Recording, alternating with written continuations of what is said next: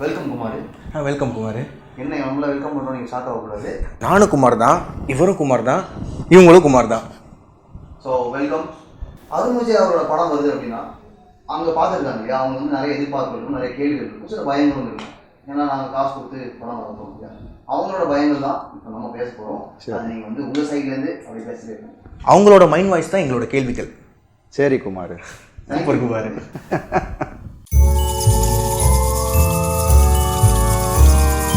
பயப்படுறியா குமார்? குற்றம் 23 அப்படின்ற ஒரு படம், அதுக்கு முன்னாடி ஒரு பெரிய மேசிவ் ரீச், ஒரு இம்பேக்டான ஒரு கேப் பண்ணியாச்சு. அதுக்கு நடுவில் ஒரு கேப், அந்த கேப்பு அதில் கிடைச்ச கிரிப்பை விட்டுருவோமோ அப்படின்ற ஒரு பயம் இருக்கும். இல்லை, எனக்கு வந்து எதிர்பார்ப்பு தான் ஜாஸ்தியாக இருக்கும் அப்படின்னு நான் நினைக்கிறேன். எப்போதுமே பார்த்தீங்கன்னா அந்த கேப் வந்து இட்ஸ் ஆல்வேஸ் குட். அதே சமயத்தில் கரெக்டான படம் பண்ணணும் அப்படின்ற அந்த பயம் தான் எனக்கு இருந்துச்சு. ஸோ அதனால ஒரு நல்ல படம் கொடுக்க முடியும் அப்படின்ற ஒரு விஷயம்தான். ஸோ குற்றம் 23 ஒரு தரமான ஒரு நல்ல படமாக இருக்கும் அப்படின்ற ஒரு நம்பிக்கை. So that's how it is. இப்போ நம்ம ஒரு படம் நடிக்கிறோம், நல்லா வந்திருக்க அவுட்புட்டு, தள்ளி போக ஐயோ கதை அவுடேட் ஆயிருமே அப்படின்னு ஒரு பயம் இருக்கா குமார்? இந்த படத்தை பொறுத்த வரைக்கும் நாங்கள் வந்து டிசம்பர் வரைக்கும் வேலை நடந்துக்கிட்டு தான் இருந்துச்சு. ஷூட்டிங் வந்து நாங்கள் கொஞ்சம் சீக்கிரம் முடிச்சிட்டோம். பட் போஸ்ட் ப்ரொடக்ஷன், டெக்னிக்கலாக சவுண்ட் டிசைனிங்காக இருக்கட்டும், மியூசிக்காக இருக்கட்டும், விஷுவல்ஸ், சிஜி ஒர்க்காக இருக்கட்டும், இதுக்கெல்லாம் கொஞ்சம் டைம் எடுத்துக்கிட்டோம். ஸோ அதனால் இந்த படத்துக்கான கரெக்டான டைம் தான் நாங்கள் பண்ணியிருக்கோம்.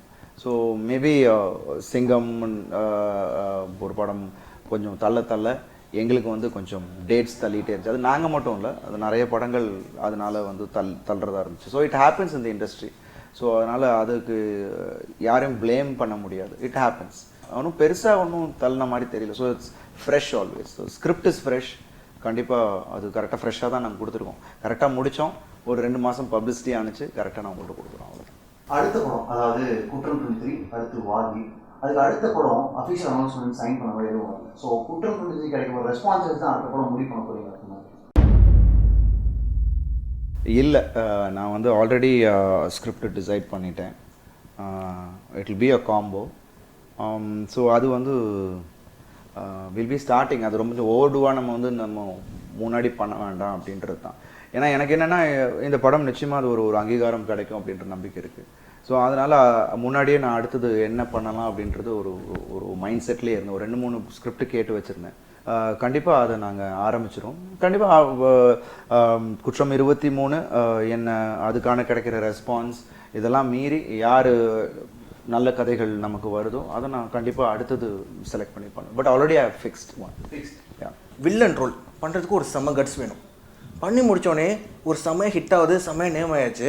தொடர்ந்து அப்படி வில்லன் ரோலாக கொடுத்து ஒரு வில்லன் பிராண்டாகவே மாற்றிடுவாங்களோ அப்படின்னு அதை நினச்சி பயந்துருக்கீங்களா? இல்லை, அந்த பயம்னு எனக்கு இல்லை. கண்டிப்பாக அது வரும், ஆஃபர்ஸ் வரும்ன்றது எதிர்பார்த்த ஒரு விஷயம். அது எடுத்துக்கிறோமா எடுக்கலையான்றது என்னோட கையில் தான் இருக்குது. அதில் தெளிவாக இருந்தேன். ஏன்னா பிகாஸ் விக்டர்ன்ற ஒரு கதாபாத்திரம் அது வில்லன் அப்படின்னு சொல்கிறத விட அது it had all the shades முதல்ல.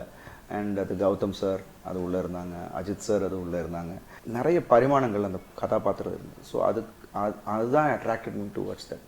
ஸோ அது எல்லாம் இன்னொரு படத்தில் கிடைக்குமான்றது எனக்கு தெரியல.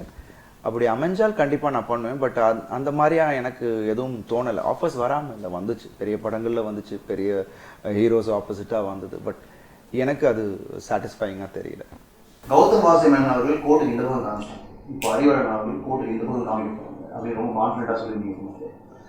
படம் பார்த்த பிறகு வில்லனே ஒரு சமயம் பண்ணுறாருப்பா அப்படின்னு யாராவது சொல்லிடுவாங்களோ அப்படின்ற மாதிரி? அப்படி கிடையாது. ஏன்னா இதில் என்னென்னா எனக்கு கிடைச்ச ஒரு பெரிய கான்ஃபிடென்ஸ் என்னென்னா ஆடியன்ஸ் வந்து ஒரு பெர்ஃபார்மராக ரசிச்சிருக்காங்க. ஸோ இது ஒரு வில்லன் அப்படின்ற ஒரு விஷயத்தை தாண்டி அங்கே ஒரு பெர்ஃபார்மராக ஒரு நடிகனாக ஜெயிச்சிருக்கேன்றது தான் தெரியணும். ஸோ டைப் காஸ்ட் பண்ணுறதுன்றதெல்லாம் அந்த காலம். இல்லை உங்களை அதை தான் கூப்பிடுவாங்க, நம்ம வராதுங்க உங்களுக்கு இப்படிலாம் சொல்கிறதெல்லாம் அந்த காலம்.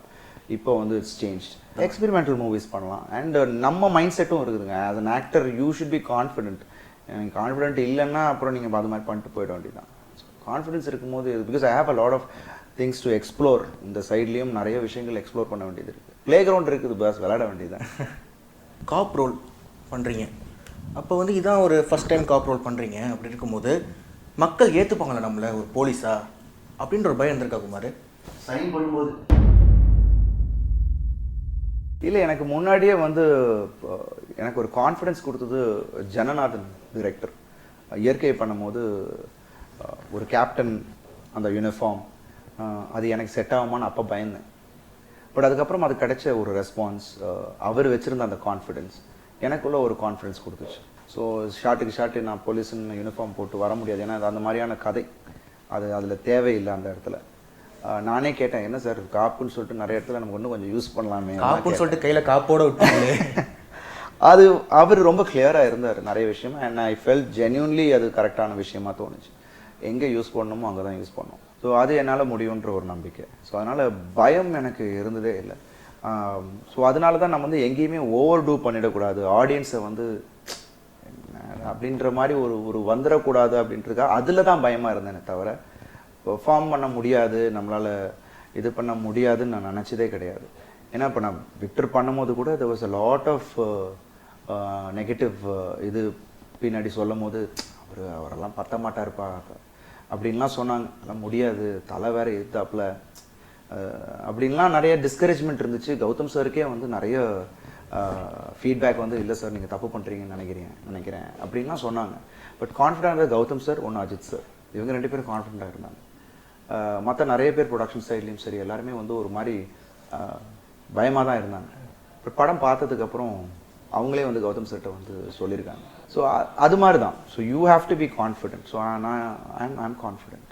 Arun Vijay as an actor ஹேட்டர்ஸே கிடையாது. தேங்க்யூ. உண்மையும் கூட. பட் அஜித் அவர்கள் மாதிரி ஒரு பெரிய ஐகான் கூட வில்லனாக நடிக்கணும் போது சும்மா ஸ்க்ரீனில் திட்டினாலே கீழே இருந்து திட்டுவாங்க. அதான் அந்த படம் ஆரம்பிக்கும் போது இல்லை தியேட்டரில் பார்க்கும்போது ஒரு செட் ஆஃப் ஹேட்டர்ஸ் வந்துருவாங்கன்னு ஒரு பயம் இருந்துச்சா?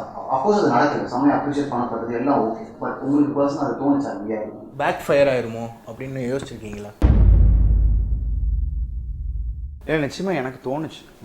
ஸோ கீழே வரும்போது நான் அதை தான் எதிர்பார்த்துட்டு வந்தேன். எப்படியோ 2 பேராவது திட்டுவானுங்க, டேய் தலை ஏதாவது பண்ணால் natural. So that's what fans are for. But அங்கே வந்து ரியாக்ஷன் வேறு மாதிரி இருந்தது தான் என்னோட அந்த ஒரு அவுட் பர்ஸ்ட். அங்கே டைரக்டரும் சொல்லுவார், அருண் இந்த இடத்துல கண்டிப்பாக திட்ட போகிறாங்க அஜித் ஃபேன்ஸ் எல்லாம் அப்படின்னாங்க. பட் அதெல்லாம் தாண்டி எனக்குள்ள ஒரு சின்ன ஒரு கட் ஃபீலிங், சரி okay let's we how come in, let's give our best, let's see what's gonna happen அப்படின்ற ஒரு rest I just left it to காட்னு தான் சொல்லணும். I don't know what is gonna happen, audience decide பண்ணிட்டோம். உள்ளே வந்தாச்சு, அதுக்கப்புறம் கிவ் ஆர் 100%. இப்போ திட்ட போகிறாங்கன்னு சொல்லிட்டு அதனால தலையை திட்ட முடியாமல் இருக்க முடியாது. நிறைய இடத்துல திட்டிருக்கேன். திட்டும் போதெல்லாம் இங்கே சொல்லுவார் அருண் காலினி அப்படின்னு. ஸோ இதுக்காக தான் என்னை ஃபர்ஸ்ட் ஷோவே வர வேணான்னாப்புல. ஜோதி ரத்தம் சாரோட பையன் வந்து கேட்டுகிட்டே இருந்தேன், பாஸ் நீங்கள் வர வேண்டாம் அப்படின்னாப்புல. நான் தான் இன்க்ளூசிவாக தூக்கம் வரல எனக்கு, இல்லை நான் வரேன் சும்மா வரேன்.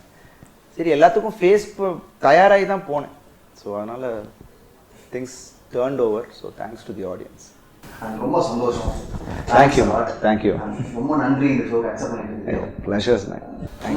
குமார் நானும் கொடுத்துருக்கேன் Kumar. Thank you Kumar. Thanks ma'am. நன்றி. தேங்க்யூ. அண்ட் இந்த எபிசோட பயப்படாத மாதிரி எல்லாம் பிடிச்சது பிடிக்கணுன்றதான் கமெண்ட்ல சொல்லுங்க. முக்கியமாக குற்றம் 23 படத்தை தியேட்டரில் போய் பாருங்க சொல்லிடுங்க. முக்கியமாக பார்த்துட்ருக்க எல்லாருக்கும் இந்த படம் குற்றம் 23 ஒரு ஜென்யூனான ஒரு விஷயத்தை நாங்கள் இந்த படத்தில் கொடுத்துருக்கோம். அது வந்து உங்களோட வரவேற்புக்காக தான் நாங்கள் அதை பண்ணியிருக்கோம். ஏன்னா நிறைய பேரோட வாழ்க்கை இந்த படத்தில் இருக்குது. ஸோ ப்ளீஸ் ஐம் ஜஸ்ட் ஒரு ரெக்வெஸ்ட்டாக, ஒரு ஃப்ரெண்டாக, ஒரு பிரதராக கேட்குறேன். So try to help us. நான் வந்து இந்த நேரத்தில் வந்து யாரையும் நான் திட்டுறதா இல்லை வந்து உங்களை வந்து எதுவுமே சொல்கிறதா இல்லை. Please just keep that in mind and help us out. That's it. Thank you so much.